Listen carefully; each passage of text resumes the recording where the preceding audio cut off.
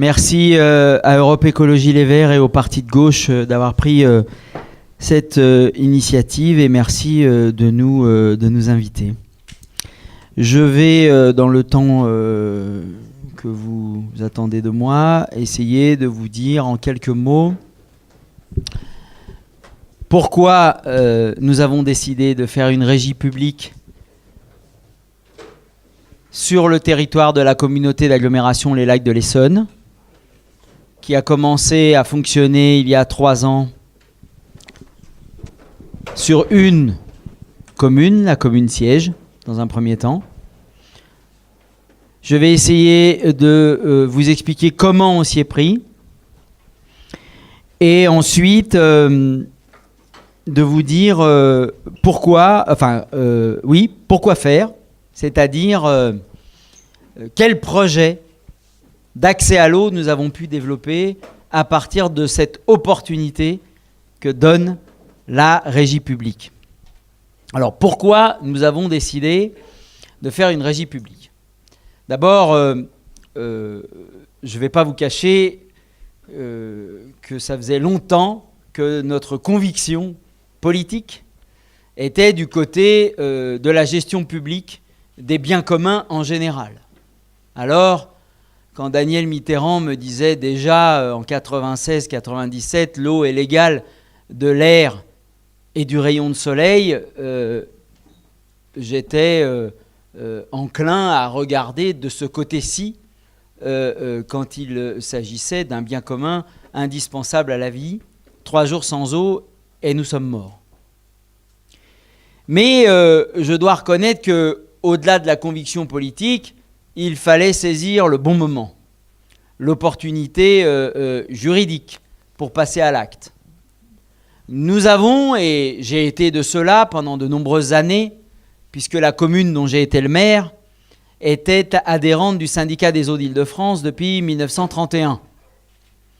Et donc, dans ce grand syndicat, j'ai pris modestement ma part, en étant délégué d'une commune, une voix, au retour ou à un choix de gestion publique dans ce grand syndicat de 140 communes. Force a été de constater que, quels qu'étaient les rapports, les dossiers de l'UFC Que Choisir, les rapports de la Chambre régionale des comptes, les convictions acquises sur la base de l'expérience de Grenoble, du syndicat du Bas-Rhin, du SIDEC des Landes, de Noréade dans le nord de la France, eh bien, une majorité ne se dégageait pas pour objectivement comparer la gestion publique et la gestion déléguée à une société privée. Et quand je dis objectivement, c'est parce que je fais partie de ceux qui pensent que confier à un bureau d'études privé la comparaison entre la gestion publique et la gestion privée n'est pas chose sérieuse. Les cabinets privés d'audit ne connaissent rien à la M49 et à la gestion publique de nos collectivités. Puisque l'eau en France, en gestion publique, même si on ne peut plus remunicipaliser, mais qu'on peut seulement faire des établissements publics industriels et commerciaux, pour autant, ils sont gérés au prix coûtant et en comptabilité publique.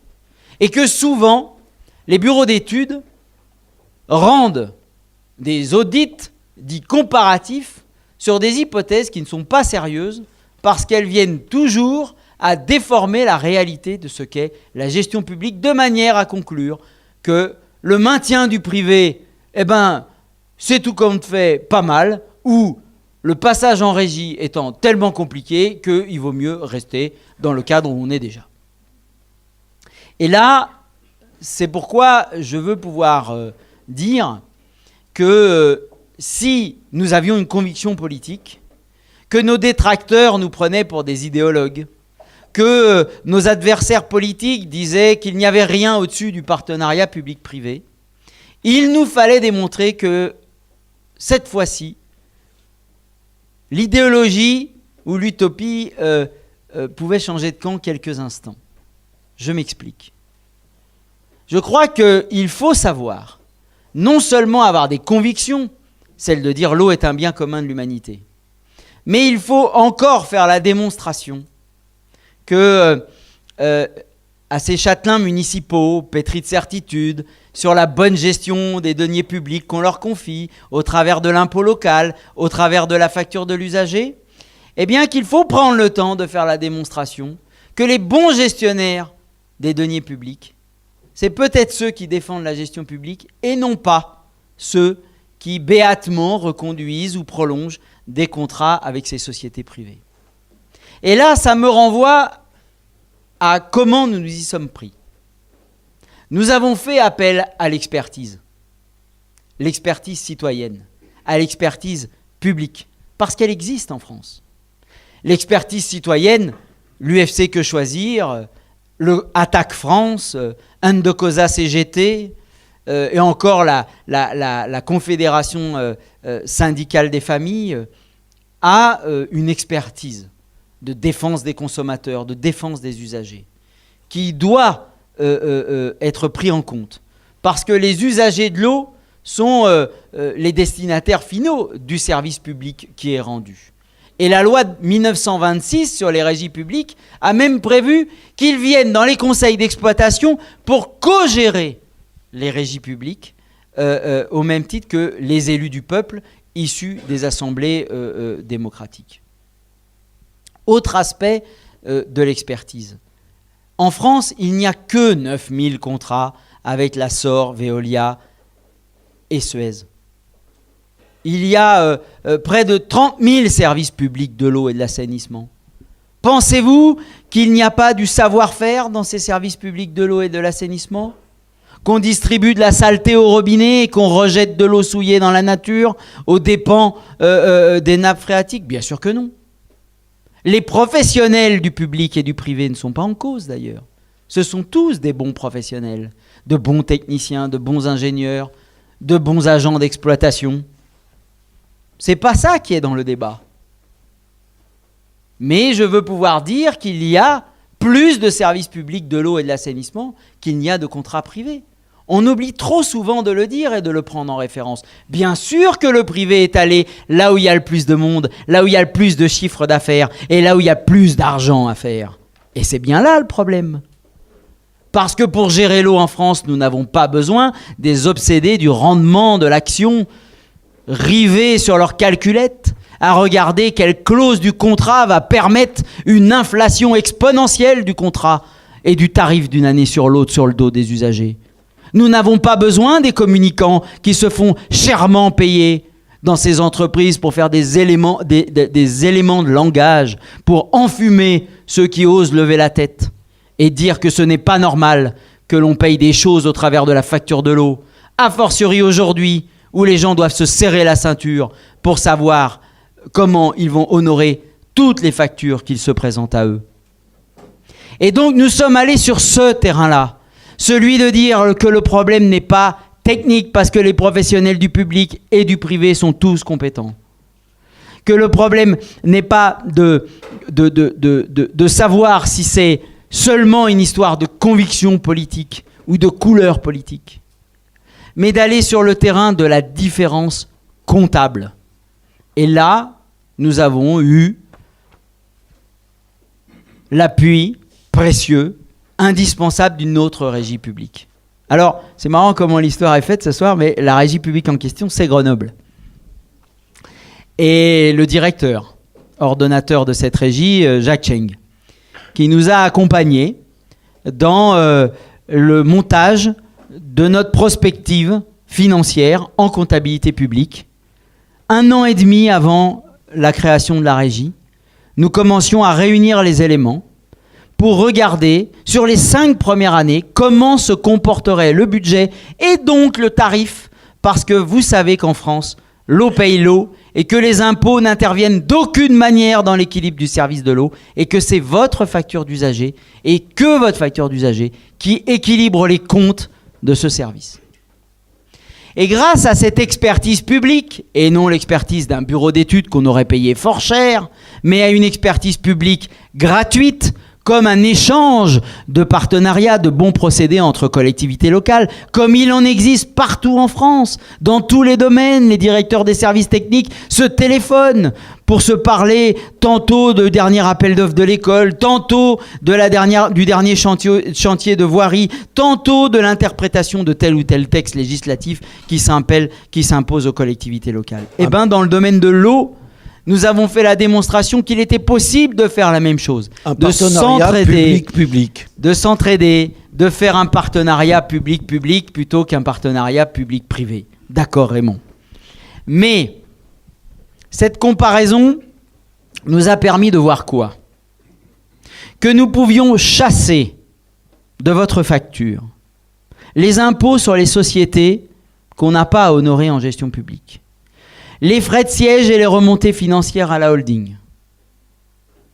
Que nous pouvions enfin faire des consultations et des appels d'offres pour les gros travaux, plutôt que de voir tout sous-traité par des filiales sans mise en concurrence d'un même groupe. Que nous pouvions reprendre le résultat de fin d'année. Le vrai résultat de fin d'année. Pas celui qu'on vous déclare dans le rapport annuel du délégataire, que vous êtes un fichu de vérifier, qui souvent est présenté en négatif, histoire de faire pitié, qu'on ait envie de les garder, les pauvres, ils perdent de l'argent. Et que ce résultat de fin d'année qui s'évapore dans les dividendes, eh bien, peut constituer la première recette de l'année d'après. Mais nous ne sommes pas intéressés qu'à ça dans la construction de la prospective financière. Nous nous sommes intéressés à l'âge des installations. Nous avons regardé ce que l'entreprise Veolia faisait dans le cadre de son contrat avec le syndicat des eaux d'Île-de-France. Et nous nous sommes rendus compte que des tuyaux qui avaient une durée de vie de 80 ans étaient renouvelés à un rythme qui était tel que le tuyau était réputé avoir une durée de vie de 250 ans. Depuis, j'ai vu pire. Dans mes promenades pour défendre la gestion publique de l'eau aux quatre coins de la France, il m'arrive même de croiser des filiales de cette même société qui prétendent que ça suffit de renouveler à un rythme de 750 ans des canalisations qui ne peuvent pas durer plus de 80 ans. Bon. Mais vous comprenez, s'ils les renouvelaient au rythme nécessaire, il faudrait que la collectivité leur demande, sauf que la collectivité ne connaît plus rien de son réseau. Donc elle est infichue de demander quoi que ce soit. Deuxièmement, il faudrait que la collectivité accepte que le prix soit augmenté sur le dos de l'usager parce que, bien entendu, il n'est jamais question de diminuer les marges financières qui sont établies par la logique commerciale et économique du contrat qu'on a signé. Qui peut être d'ailleurs intéressant à la signature, mais qui, comme je l'explique, est, dans ces clauses contractuelles, augmente de manière exponentielle et absolument pas en rapport avec l'évolution réelle de ce que peut être le coût du service à l'usager. Eh bien, dans notre construction et notre prospective financière, nous nous sommes rendus compte que nous pouvions tenir compte de la durée de vie réelle des installations. Si telle chose avait une durée de 12 ans, comme le compteur, eh ben, on engageait un compte d'exploitation dans lequel on prend l'engagement que tous les compteurs plus de 12 ans sont changés dès la première année de la régie. Et ainsi de suite, tous les compteurs qui auraient plus de 10 ans seraient renouvelés en priorité. Puis, l'ensemble des compteurs seraient gérés de manière active parce que nous avons bien compris, il n'y a pas besoin de sortir de Polytechnique pour comprendre qu'un compteur usé compte mal. Et comme par hasard, il compte mal aux dépens de l'usager et au profit de celui qui distribue l'eau. Nous avons aussi pris en compte les tuyaux qui avaient une durée de vie de 50 ans, d'autres qui avaient fait leur temps depuis 1930 et d'autres sur lesquels nous pouvions estimer qu'il y avait là l'origine des 16% de fuite que déclarait le délégataire. De l'eau potabilisée pour rien, qui ne passe pas dans votre compteur et qui pour autant vous est facturée dans le prix moyen au mètre cube. Un an plus tard, vous savez, on s'est rendu compte que les 16% qui déclaraient dans leur rapport, dans la vraie vie, c'était 20% qui étaient en fuite. Méfiez-vous de ce qu'ils déclarent. Je dis ça entre parenthèses. Rien ne vaut la régie pour aller vérifier soi-même et suivre soi-même le patrimoine d'un bien commun indispensable à la vie et pour faire toute transparence sur la réalité de la gestion. Donc nous avons multiplié par 6 le niveau des investissements. Nous avons décidé d'y intégrer tous les emplois à plein temps indispensables à la bonne marche du service. Au passage, on s'est rendu compte, et maintenant avec plus de recul, je le souligne 3 fois, qu'il émarge dans les contrats plusieurs fois les mêmes emplois dans différents contrats. Ce sont peut-être là les premiers à avoir inventé les emplois fictifs, si je puis dire, au travers de la facturation. Donc, nous avons bien regardé et nous nous sommes rendus compte qu'en effet, là où il y avait 3 personnes d'astreinte pour 45 communes, il nous faudrait prendre 3 personnes d'astreinte pour une seule commune. Qu'il nous faudrait assumer la facturation pour une seule commune, recevoir les usagers, changer et réparer les compteurs nous-mêmes. Bref, ainsi de suite, constituer une équipe qui allait assurer la qualité du service et le garantir 7 jours sur 7, 24 heures sur 24. Et pour autant, notre prospective financière a démontré que nous pouvions être, pour une consommation de 120 mètres cubes, accrochez-vous, tout en faisant ça en plus, 37% moins cher que la gestion privée à l'instant T où nous comparions les 2 hypothèses.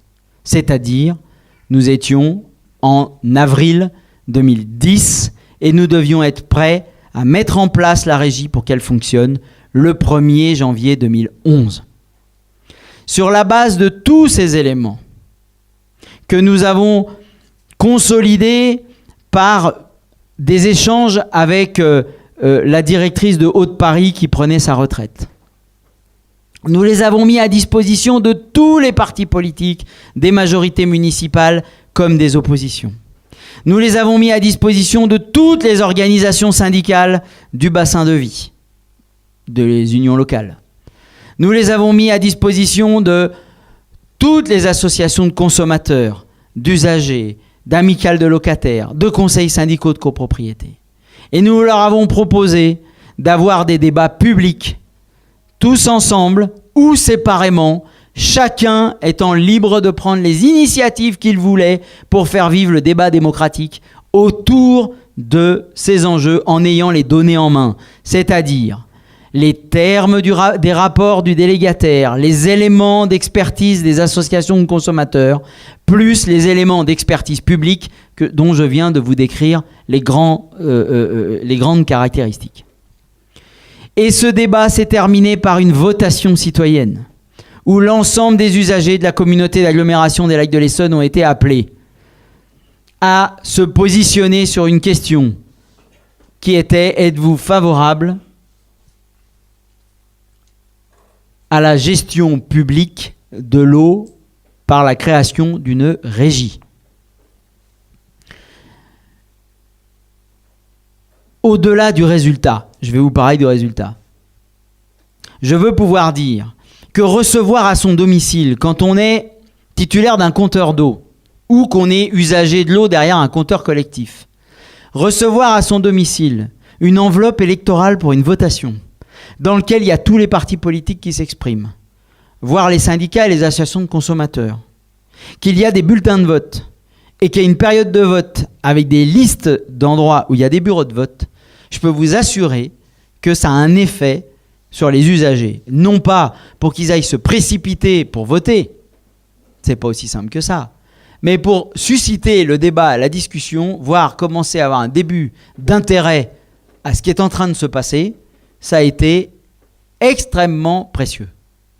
Cette votation citoyenne a servi d'outil d'éducation populaire. Elle a permis d'élever le niveau de compréhension sur les enjeux de l'eau à un niveau jamais égalé dans cette collectivité et dans ce bassin de vie. C'est évident. Mais quoi de plus normal et de plus naturel quand on parle d'un bien commun de l'humanité indispensable à la vie? C'est un enjeu de vivre ensemble. Ce que l'on fait autour de la ressource en eau, en termes d'urbanisme, en termes de développement urbain, en termes de comportement et de rapport au sol et à l'eau, à la rivière, aux sources.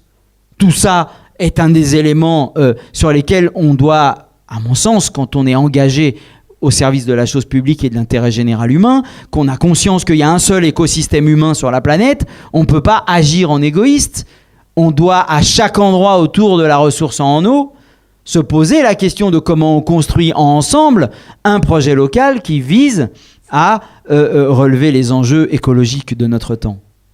Et puis si on dit que l'eau est indispensable à la vie, la question des droits à accéder à l'eau et du coup la question des usages de ce que nous faisons de l'eau était essentielle. La votation citoyenne a permis ce débat. Et j'en veux pour preuve que personne n'est rentré dans le débat dans le même état qu'il en est sorti.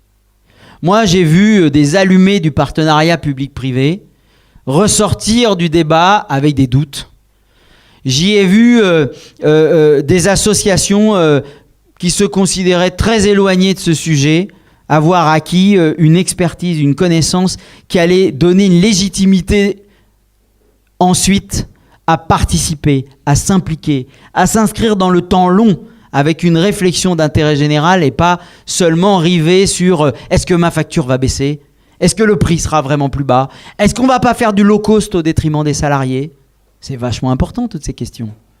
Mais une fois qu'on a fait la démonstration que c'était justement pas ça qu'on allait faire, c'est-à-dire ni du low cost, ni au détriment des salariés, ni baisser le prix pour baisser le prix, mais qu'on allait d'abord se déterminer en fonction de ce qu'on voulait autour de la ressource, comme ce qu'on voulait au robinet en passant par des compteurs modernisés et des tuyaux bien entretenus, eh bien nécessairement, on recréait du projet local, de la participation à définir la règle commune et l'intérêt général.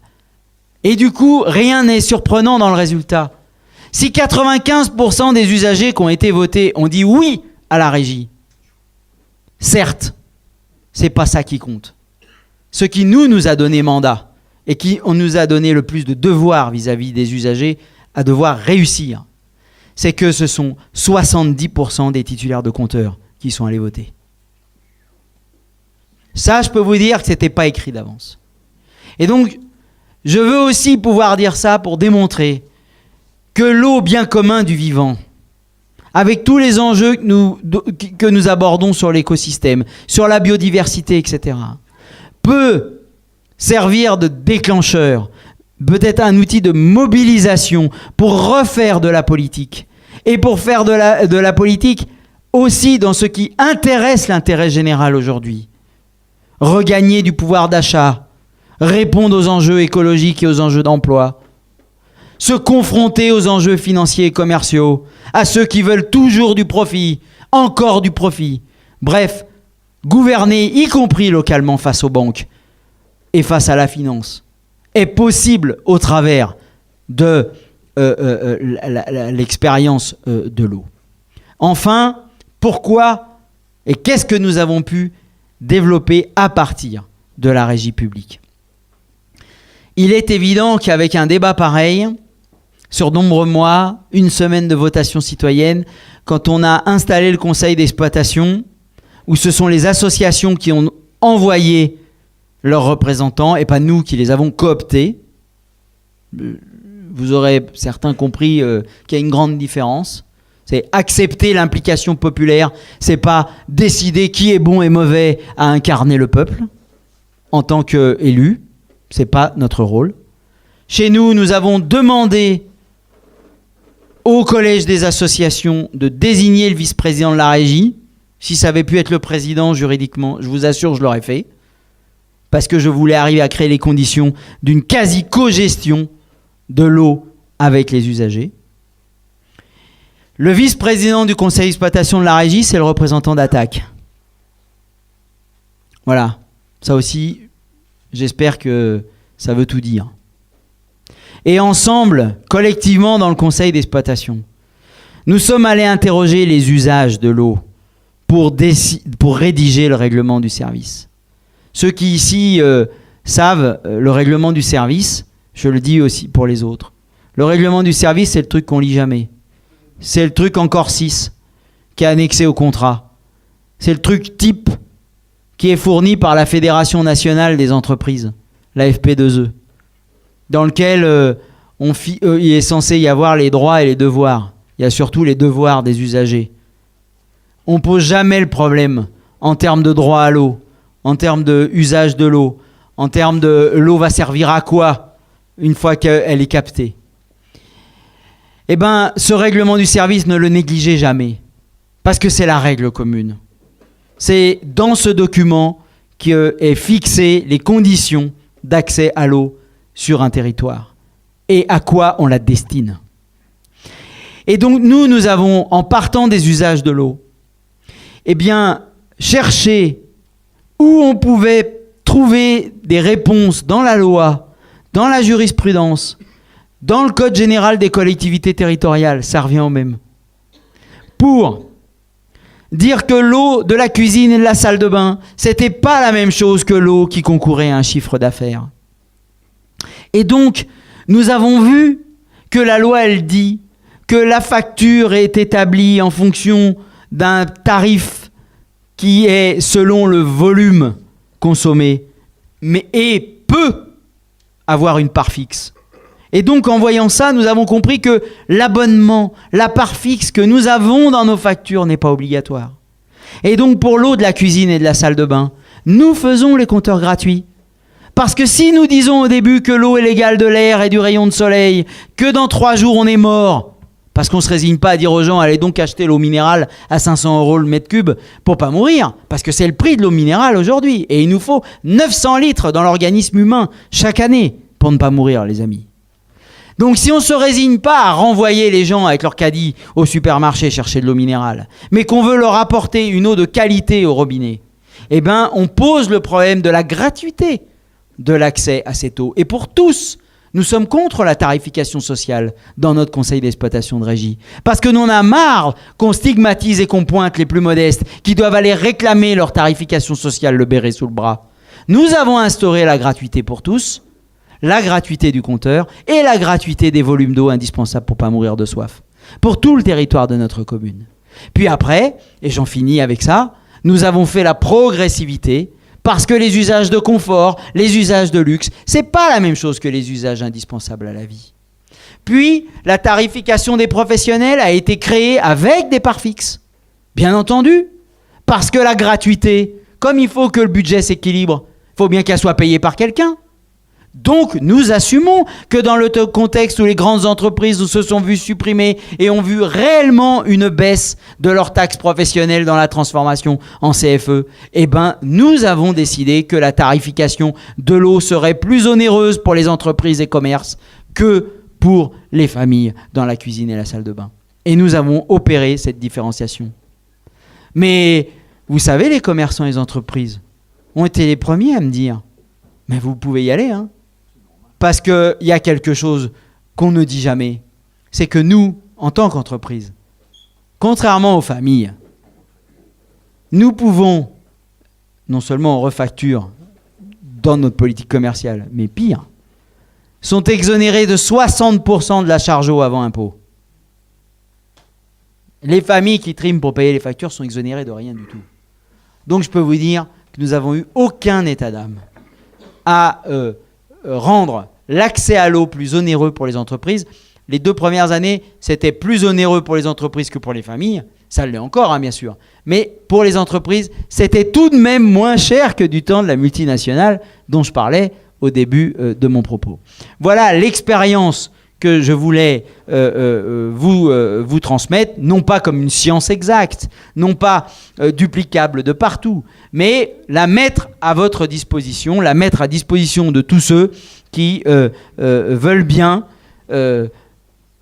ouvrir les yeux et les oreilles, regarder que les dimensions techniques sont pas indépassables, que la compétence est de partout, que les professionnels des entreprises privées sont les bienvenus sans perte d'acquis dans les régies publiques parce que le contrat de travail est de droit privé. Chez nous, ils y ont même gagné en jour de congé.